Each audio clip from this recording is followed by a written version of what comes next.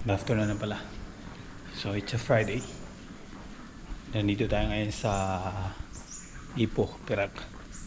So meron ditong Chinese masjid style.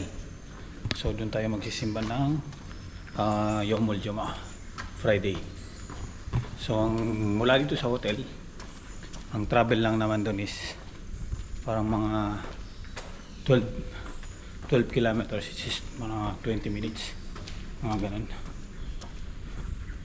So tingnan natin mamaya.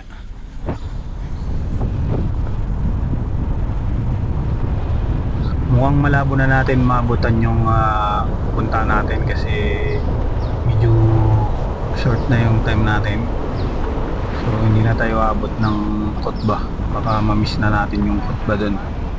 So kung sana lang tayong malapit na masjid. So anyway, pwede naman natin yun puntahan mamaya. So after ng Friday, puntahan natin yun mamaya. So dadaan tayo dun. So at least nakapagsimba muna tayo ng Friday dito sa malapit.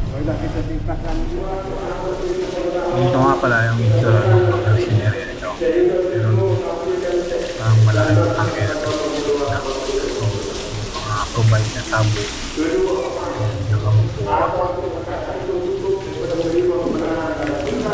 So papasok na tayo sa pinaka loob ng masjid, pinaka loob ng prayer room.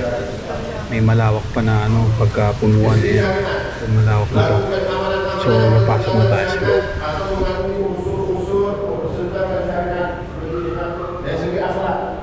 Menyalahgunakan sumbangan yang disalurkan kepada rumah perlindungan aman, sanggup menipu dan berbohong, mempergunakan adik-adik untuk tujuan mendapat simpati untuk menekung manfaat dan keuntungan kumpulan.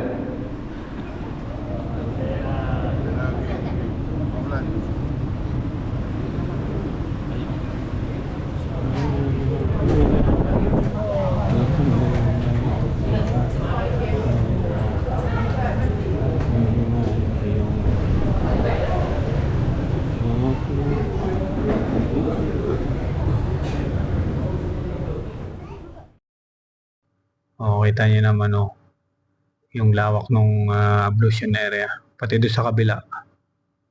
Tapos ito yung parking, pinaka entrance. May mga parking ng VIP, yung parking ng Bilal, yung parking ng Imam, nakaseparate yan.